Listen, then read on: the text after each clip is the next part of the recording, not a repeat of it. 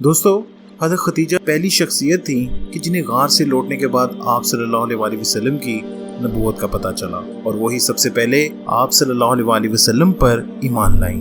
आप सल्लल्लाहु अलैहि वसल्लम ने जल्दी अपने करीबी लोगों को इस नए मजहब की तरफ बुलाना शुरू कर दिया।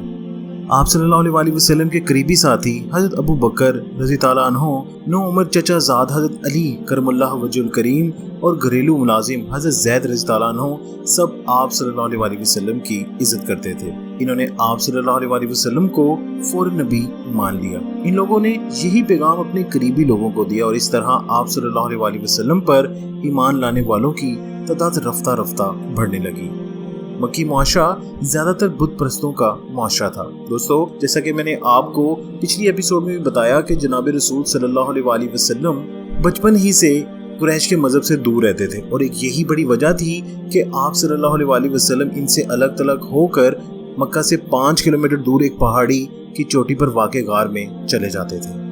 खैर दोस्तों, जैसा कि मैंने आपको बताया कि मक्की मुआशरा ज्यादातर बुत परस्तों का मुआशरा था और अगर बहुत से बुतों की जगह एक खुदा को देने की बात खतरा समझी गई तो ये बात बिल्कुल ठीक थी। इसलिए शुरू के महीनों और सालों में इस्लाम को मानने वालों की हैसियत एक खुफिया और खौफज़दा गिरोह की सी थी।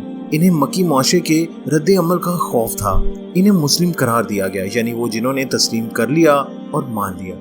दोस्तों, अब वही मुसलसल आ रही थी और इस्लाम के बुनियादी मरकजी ख्यालात वाज़े शक्ल इख्तियार करने लगे थे। जो ही वही उतरती छोटे से ग्रोह के हर फर्द को तालीम कर दी जाती। अब तक की तालीमात का महवर तौहीद था। तौहीद का तस्वुर मक्का में आम कसरत बुत परस्ती से बिल्कुल टकराता था। आप सल्लल्लाहु अलैहि वसल्लम का पैगाम था कि खुदा सिर्फ एक है। मक्का वाले जिन बुतों की पूजा करते हैं वो मट्टी और लकड़ी के बेकार मूर्तियों के सिवा कुछ नहीं है। ये किसी का नफा या नुकसान नहीं कर सकते।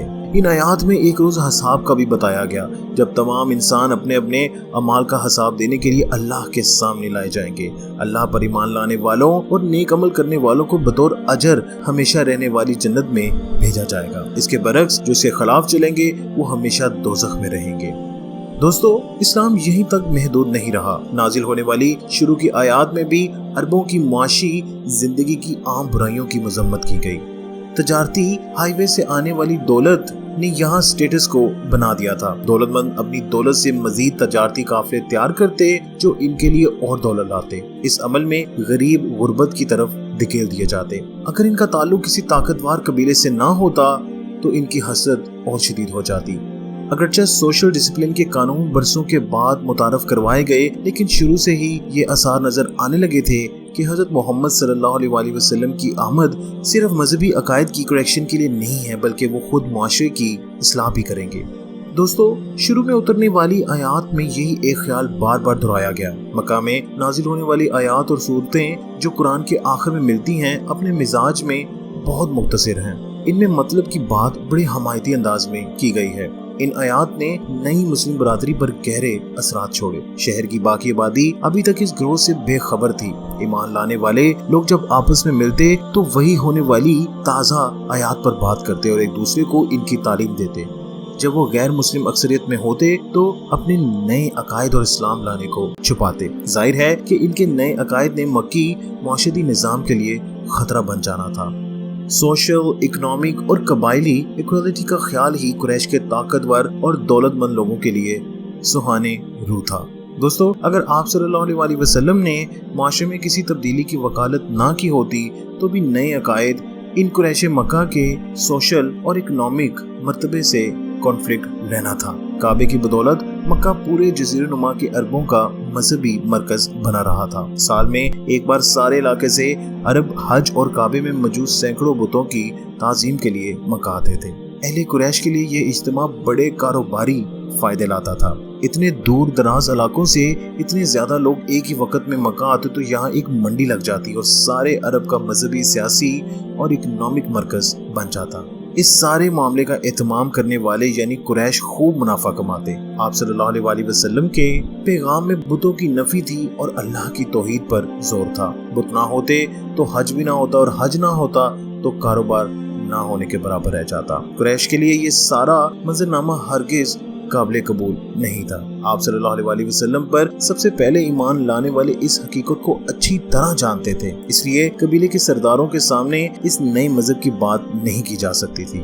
تب تک مسلم برادری اتنی چھوٹی اور کمزور تھی کہ صاحبان اقدار کے ساتھ کھلم کھلا نظریاتی اختلاف نہیں کر سکتی تھی۔ اگر یہ دیکھیں کہ پہلے پہل اسلام لانے والوں کی اکثریت معاشرے کے سب سے نچلے طبقے سے تھی تو معاملہ اور بھی واضح ہو جاتا ہے۔ ابتدائی زمانے کی مسلم برادری زیادہ تر غلاموں، نوکروں اور دیگر غربا پر مشتمل تھی۔ ان لوگوں کو متوجہ کرنے اور ایک برادری بنانے میں نئے مذہب کی اس تعظیم کا ہاتھ تھا کہ اللہ کے نزدیک انسانوں کا درجہ برابر ہے اور عزت کا معیار مال و دولت اور سماجی مرتبہ نہیں۔ دوستو، بالآخر مسلم برادری اتنی بڑی ہو گئی کہ باقی اہل قریش کے لیے انہیں نظر انداز کرنا مشکل ہو گیا۔ اس سے پہلے مسلمان اپنی عبادات کے لیے شہر کے باہر جا کر کسی جگہ اکٹھے ہو جایا کرتے تھے، لیکن جماعت کی تعداد بڑھنے کے ساتھ ان کے نظر میں آنے کے امکانات بھی بڑھنے لگے۔ پھر ہوا بھی یہی کہ بت پرستوں کے ایک گروہ نے مسلمانوں کی جماعت کو عبادت کرتے دیکھ لیا۔ مسلمانوں اور ان کی عبادت کا مذاق اڑانا قریش مکہ کا سب سے پہلا وار تھا۔ شروع میں تو اہل قریش نے خود کو یوں تسلی دی کہ یہ چند سرپھروں کا ایک گروہ ہے جن کا مذاق اڑانا ہی کافی ہے۔ جب تک معاملے کی حقیقی نوعیت کا ادراک نہ ہوا تو ان کا طرز عمل یہی رہا۔ توحید، سوشل جسٹس، ایکوالٹی اور اللہ کے قانون کو نافذ کرنے جیسے خیالات اہل قریش کے لیے خطرناک تھے۔ بہت سے قریشی رہنماؤں کا خیال تھا کہ اس نئی مذہبی اور معاشرتی تحریک کا حل یہی ہے کہ اس کے رہنما حضرت محمد صلی اللہ علیہ وسلم سے نجات حاصل کی جائے، لیکن عرب معاشرے میں تب بھی ایک ڈھانچہ اور قانون موجود تھا۔ آپ صلی اللہ علیہ وسلم یتیم تھے، لیکن اپنے چچا حضرت ابو طالب کی پناہ میں تھے جو قریش کی شاخ بنو ہاشم کے سربراہ تھے۔ حضرت ابو طالب نے اسلام قبول کرنے سے انکار کر دیا، لیکن شخصی وقار اور عرب معاشرتی اقدار کا تقاضا تھا کہ وہ اپنے بھتیجے کی حفاظت کرے۔ اس کے علاوہ قدیم عرب رسم و رواج کا تقاضا تھا کہ اگر آپ صلی اللہ علیہ وسلم کو قتل کر دیا جاتا ہے تو ان کی برادری کو قاتلوں سے بدلہ لینے کی اجازت ہوگی۔ یہ اندیشہ تھا کہ مکہ کی گلیوں میں خانہ جنگی کی سی کیفیت پیدا ہو جائے گی۔ چنانچہ خود آپ صلی اللہ علیہ وسلم کو تو نقصان نہیں پہنچایا جا سکتا تھا، لیکن ان کے ماننے والوں کو اس طرح کا تحفظ حاصل نہیں تھا۔ ان میں سے کئی کسی فرد یا خاندان کی پناہ میں نہیں تھے۔ چنانچہ قریش نے مزید لوگوں کو اس مذہب میں داخل ہونے سے روکنے کے لیے کمزور لوگوں پر ظلم و ستم شروع کر دیا۔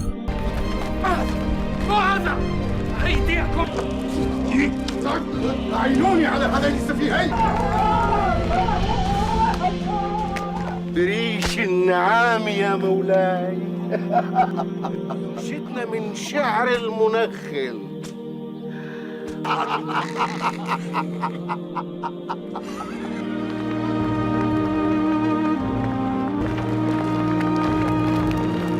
الماء بسرعة.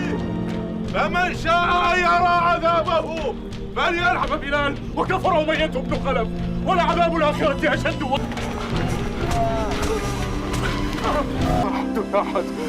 أحد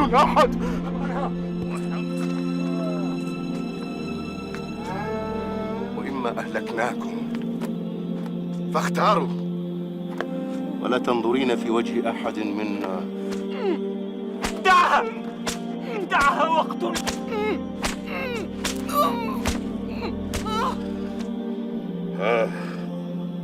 كيف تجد أحد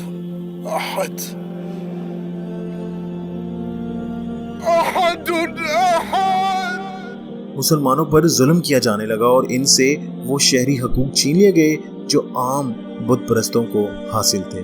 آپ صلی اللہ علیہ وسلم کو تو تحفظ حاصل تھا، لیکن دوسروں پر ہونے والا ظلم روکنے میں آپ صلی اللہ علیہ وسلم بے بس تھے۔